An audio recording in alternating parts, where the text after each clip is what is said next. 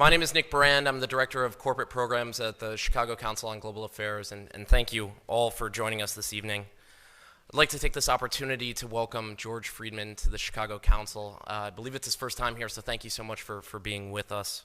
No place is really Pacific for very long. I mean, neither the United States, we have constant wars, okay? Europe will, I suspect, not return to the 31 years, but it will return to humanity. They will have their wars, they will have their peace, they will live their lives. It will not be 100 million dead, but the idea of the European exceptionalism, I think, is the one suffering the first death. There will be conflict. There was conflict in Yugoslavia, and there's certainly conflict now in Ukraine. As to the relationship to the United States, we no longer have a relationship with Europe. We have a relationship with Romania, we have a relationship with France. There is no Europe to have a relationship with. Yes, the gentleman in the fourth row over here. Excuse me. By the way, I'm a subscriber. Thank you. Is Islamic extremism really the major threat to the United States, and will it die on its own, or will it keep growing? It is a problem to the United States. It is not an existential threat. It has to be dealt with, but it has to be dealt with proportionately. We have other foreign policy interests. So, the primordial interest of the United States, over which for a century we have fought wars, the First, Second Cold War, has been the relationship between Germany and Russia, because united they are the only force that could threaten us, and to make sure that that doesn't happen. If you're a Ukrainian, is essentially reach out to the only country that will help you, which is the United States. Last week, 10 days ago, General Hodges, Commander U.S. Army Europe, visited Ukraine. He announced that U.S. trainers would now officially be coming, not just unofficially coming. He actually pinned medals on Ukrainian fighters, which by protocol of the military is not the way. Foreigners don't get to pin on, medals, but he did, showing that this was his army. He then left and in the Baltics announced that the United States would be pre-positioning armor, artillery, and other equipment in the Baltics, Poland, Romania, and Bulgaria, which is a very interesting point. So the United States, and now yesterday the United States announced that it would be sending weapons. Tonight, of course, they denied it, but they are.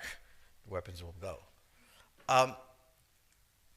In all of this, the United States has acted outside the context of NATO. Because NATO has to have a 100% vote. Any one country can veto anything. And the Turks will veto it just for giggles.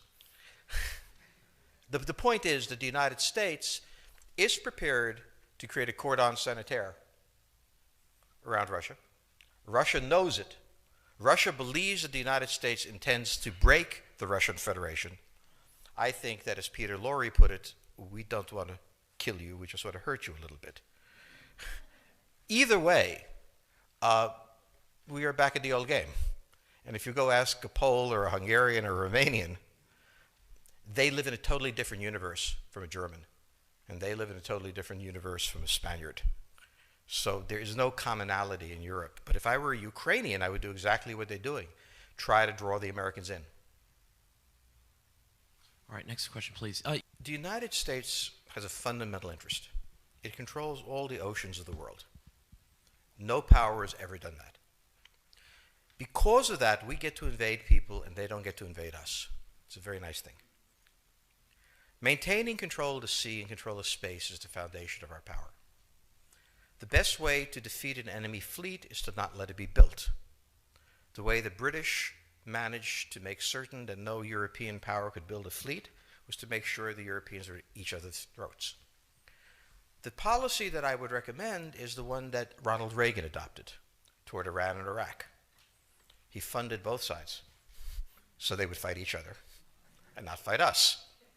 This was cynical. It was certainly not moral. It worked. And this is the point. The United States cannot occupy Eurasia. The moment the first boot sets the ground, the demographic differential is we are totally outnumbered. We can defeat an army. We cannot occupy Iraq. The idea that 130,000 men would occupy a country of 25 million, well, the ratio in New York of cops to citizens was greater than we had deployed in Iraq. So we don't have the ability to go across, but we do have the ability to, first, support various contending powers so they concentrate in themselves with political support, some economic support, military support, advisors, and in extremis, do what we did in Japan, in Vietnam, in Iraq, and in Afghanistan, spoiling attacks. The spoiling attack is not intended to defeat the enemy. It's intended to throw him off balance. What we did in each of these wars, in Afghanistan, for example, is we threw Al-Qaeda off balance. The problem we have, since we're young and stupid, is that having thrown them off balance, instead of saying, okay, job well done, let's go home, we said, well, that was easy.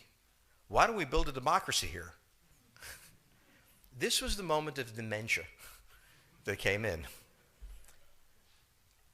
The answer, therefore, is the United States cannot constantly be intervening throughout Eurasia. It must be selectively intervening and very rarely.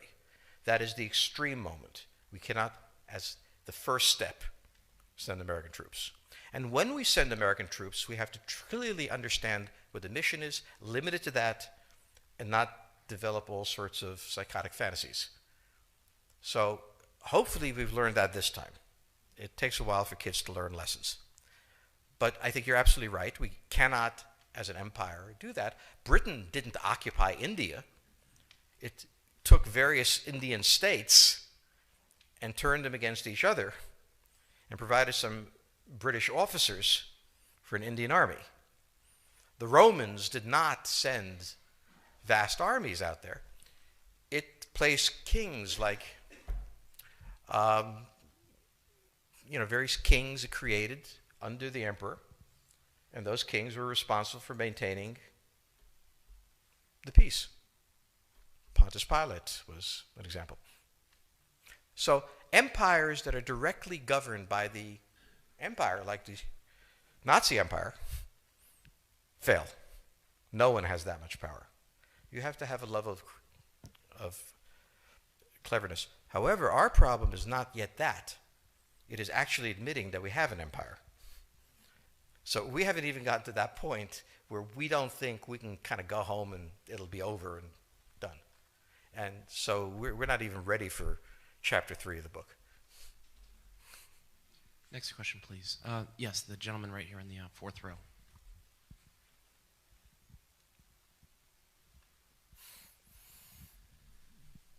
So I infer from your comments that the euro as the currency will not survive.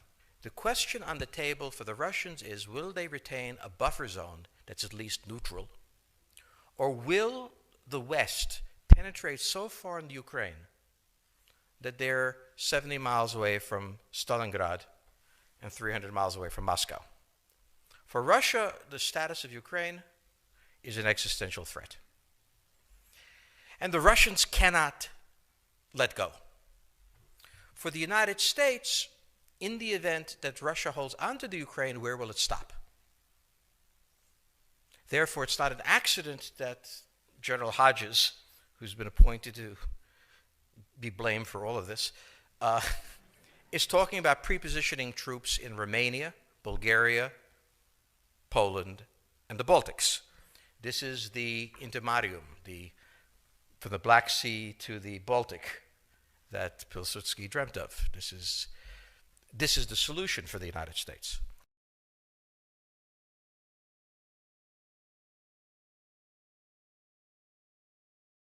The issue to which we don't have the answer is, what will Germany do? So the real wild card in Europe is that as the United States builds this cordon sanitaire, not in Ukraine, but to the west, and the Russians try to figure out how to leverage the Ukrainians out, we don't know the German position. Germany is in a very peculiar position. Its former Chancellor Gerhard Schroeder is on the board of Gazprom. They have a very complex relationship to the Russians. The Germans themselves don't know what to do. They must export. The Russians can't take up the export. On the other hand, if they lose the free trade zone, they need to build something different. For the United States, the primordial fear is Russian capital, Russian technology, German technology and German capital, Russian natural resources, Russian manpower, as the only combination that has for centuries scared the hell out of the United States. So how does this play out? Well, the U.S. has already put its cards on the table. It is the line from the Baltics to the Black Sea.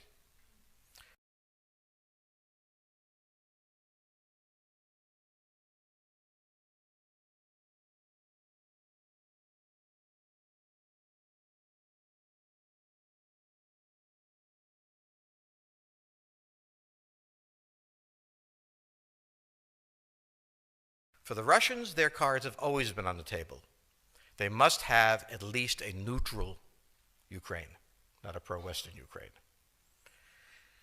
Belarus is another question. Now, whoever can tell me what the Germans are going to do is going to tell me about the next 20 years of history. But unfortunately, the Germans haven't made up their mind. And this is the problem of Germany always. Enormously economically powerful, geopolitically very fragile, and never quite knowing how to reconcile the two. Ever since 1871, this has been the German question, the question of Europe. Think about the German question, because now it's coming up again. That's the next question that we have to address. And we don't know how to address it. We don't know what they're going to do. And unfortunately, that's all we have time for this evening.